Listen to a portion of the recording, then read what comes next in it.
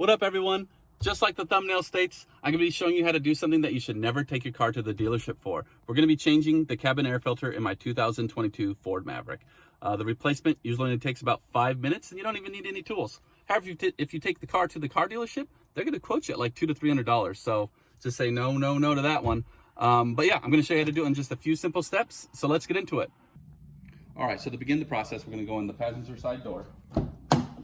The cabin air filter is usually going to be located behind the glove box. So you're going to open up the glove box, remove the contents, obviously, to make this job a little bit easier. What we're going to concentrate on is this little hinge right here. We're going to be removing this hinge from the glove box, the box itself. You want to be really careful with this hinge. You do not want to break this because that will be an expensive fix.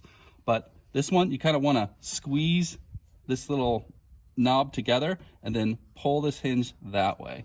So we're going to squeeze it together. If you could see that, I'm going to use my right hand to squeeze it together and use my other index finger to push this little hinge off. All right, so there it is right there. Here's the hinge, and there's the knob that it goes on to. Pretty easy to do. You don't need a tool. Some people use a screwdriver. I just think maybe you get too much leverage with a screwdriver. You really don't want to break this hinge here. But again, this hinge here connects to this knob. Second, both sides of the glove box have these little push-ins right here, this little push-in, and they latch it to the vehicle here. So you're going to take both hands, push in on both sides of the glove box, and then it comes down, and then you can remove the glove box here. If you look down here, those have some little hooks that hook the glove box in. We're going to keep going down, and there it goes. So now we have the box out. Okay, so now that we have the glove box out of the vehicle, we could see where the cabin air filter is. This panel right here, this is the door to access the cabin air filter. So we're almost there. Each side of it has these little tabs here. They're like push tabs that you want to push out that way. And then we have another one on this side here, right there. So you want to do both at the same time. You don't want to break these either. So I'm going to show you how to do this as well.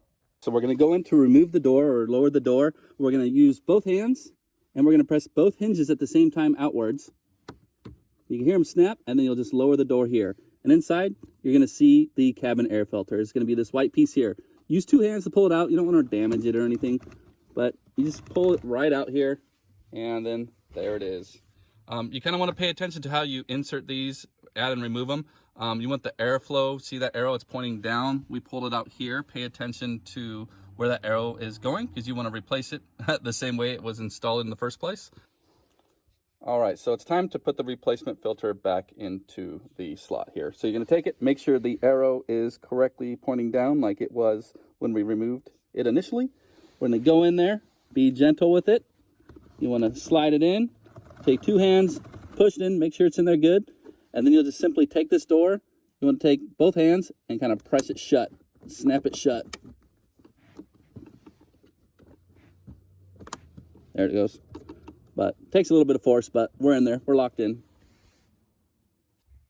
All right, next, we got to put the box back in. So first, you're going to take these little hooks here, throw them in these slots. Now, really carefully, make sure you get this guy out of the way. Do not break it. We're going to pull it up to where it meets here. And now you want to just slide it back on. And then these hooks on both sides, you'll push in, and it's back to normal. That's it. All right, guys, so now that we went through the process of changing out the cabin air filter, let's talk replacement parts. I usually just go down to the dealership and give them the part number and just grab like a stock or OEM filter for my vehicles. You can also go down to your local auto parts store and find one there, usually pretty cheap. However, some people like to upgrade and install a HEPA filter. I've tried HEPA filters in the past and really have never had success. They usually restrict the airflow too much. So I'll install the filter, put on the AC or the heater, and the air will barely blow through there. So I just think they may be too good. I'm kind of a believer in if the car wasn't initially installed with a HEPA filter, it's just not going to work out correctly. Let me know in the comments if you guys have had some success installing HEPA filters in the past, or if you have part numbers for the Ford Maverick here. If you have any good replacement cabin air filters, I'd love to know. And another thing we need to know is when to change the cabin air filter. I like to give it a good smell test. If your car stinks, you need to replace the filter. Just kidding, but really, that may be a good indicator that you need to replace the filter. I live in California. I like to change mine every 15,000 miles. We have a lot of wildfires here, a lot of pollutants, a lot of smoke, allergens in the air. I like to keep the air in my car clean. So yeah, every 15,000 miles is a good rule of thumb. All right, guys, until next week, I'll throw some links in the description on some part numbers and some links to where you can pick up a replacement air filter. But again, like and subscribe, and I'll see you guys then. Peace.